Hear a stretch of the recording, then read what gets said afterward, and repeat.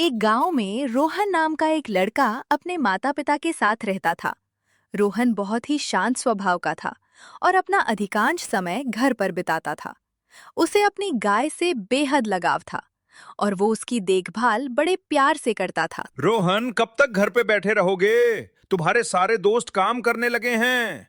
बेटा, तुम भी कुछ काम करो। पिताजी, मैं क्या करूं?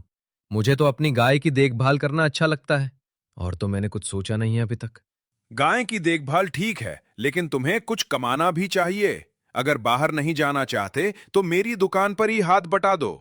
मुझे भी एक इंसान की जरूरत है दुकान पर। मुझे दुकान का काम पसंद नहीं है पिताजी।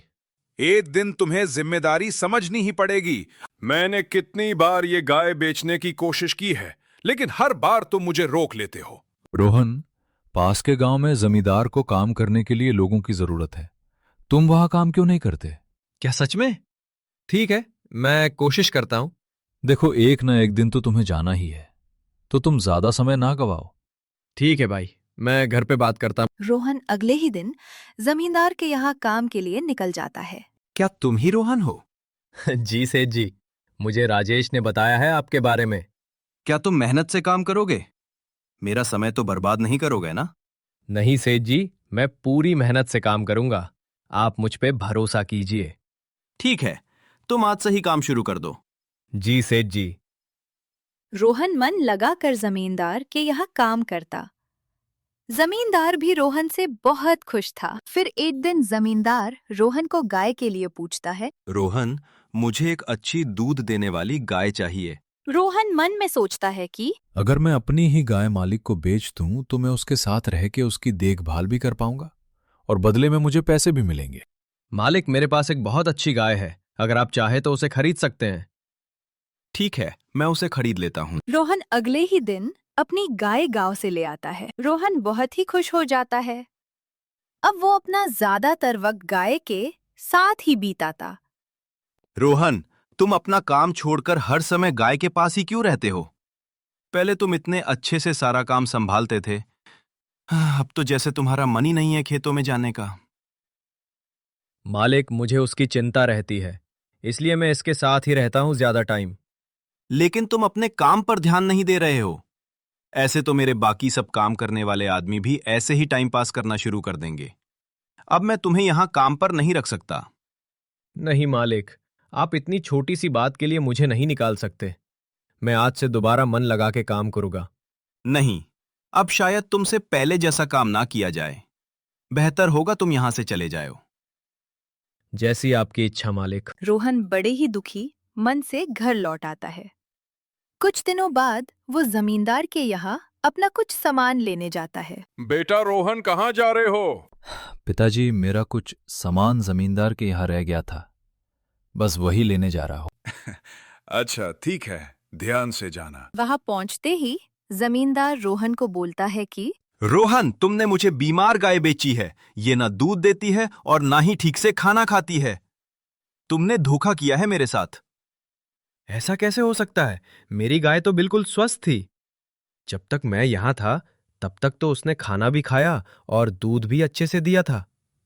मैंने 2-3 डॉक्टर को दिखाया, डॉक्टर भी उसे ठीक नहीं कर पाए। मुझे एक बार उससे मिलने दीजिए। रोहन गाय के पास जाता है और प्यार से उसे सहलाता है। क्या हुआ मेरी प्यारी, तुम खाना क्यों नहीं खा रही? गाय तुरंत दूध देने लगती है। ये कैसे हो गया? मालिक, शायद ये मुझे बहुत याद कर रही थी। एक दिन गाय खुद जमींदार के घर से वापस रोहन के पास आ जाती है। अरे, तुम वापस आ गई? थोड़े समय बाद जमींदार भी वहां आ जाता है, लेकिन वो अपने साथ पुलिस वाले को भी लेके आता है। देखा थानेदार जी, मैंने कहा था ना कि मेरी गाय इसी के पास होगी। इसने ही मेरी गाय चुराई है। आप इसे अभी गिरफ्तार करिए। नहीं मालिक, मैंने इसे नहीं चुराया है। ये खुद चल के यहाँ आई थी। ये झूठ बोल रहा है। ऐसे कैसे गाय खुद आ जाएगी? नहीं थानेदार जी, मेरा विश्वास कीजिए, मैंने इससे नहीं चोरी किया है। चलो तुम जेल में सब सच बता देते हैं। रोहन के इतना मना करने के बाद भी पुलिस उससे पकड़ के ले जाती है और चोरी के इल्जाम में लॉकअप में डाल देती है। अगले दिन गाय फिर से गायब हो जाती है। हेलो थानेदार जी, रोहन ने मेरी गाय फिर से चुरा ली है। ऐसे कैसे? रोहन तो सारी रात लॉकअप में ही था। तो फिर गाय कहाँ चली गई?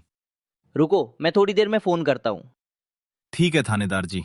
बाहर से गाय की आवाज आ रही होती है। थानेदार बाहर आके देखता है कि ये तो रोहन की ही गाय है। वो उसी समय जमींदार को फोन करता है। रोहन सच ही बोल रहा था, गाय खुद ही चल के आई थी। अभी गाय पुलिस स्टेशन के बाहर खड़ी है, तुम भी जल्दी आ जाओ। लगता है ये गाय सच में तुमसे बहुत प्यार करती हैं। ऐसा करो, तुम वापस नौकरी पे आ जाओ ताकि गाय भी अच्छे से वहां रह सके।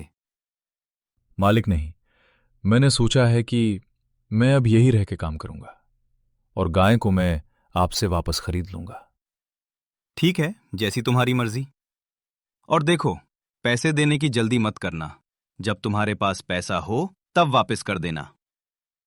जी, बहुत बहुत शुक्रिया मालिक। रोहन गांव के लोगों की जमीन पर खेती करता और मेहनत से पैसा कमाता और अपनी गाय के साथ रहता। रोहन, मुझे तुम पर गर्व है। तुमने मेहनत करना भी सीख लिया और अपनी गाय को भी नहीं छोड़ा। मैं हमेशा से यही चाहता था। अब मैं बहुत खुश हूं। आप खुश पिताजी? तो मैं भी खुश।